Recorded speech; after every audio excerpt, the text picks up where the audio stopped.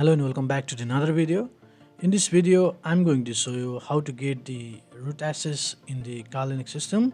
And in this video, I'm also going to show you at first how to set up the root account. So this is the very simple process, and it is the most important part for the someone who is trying to learn the Linux or trying to get the root access.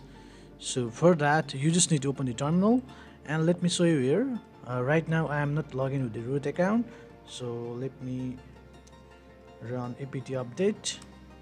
So you can see this here, it asks for the root permission. So since I'm logging with the account called Kali, which is not the root account, or it doesn't have the root access.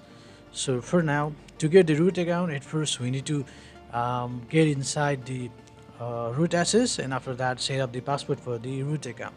So to get inside the root access, we need to type the sudo su, type your username, password.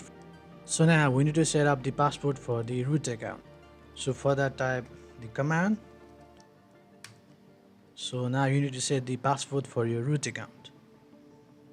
So the password for the root account is successfully set. Now you just need to close the terminal and log in as the root. So let me show you that. Now just type the username as root and type the password, whatever you have set in the terminal. So after logging in, let me show you the here.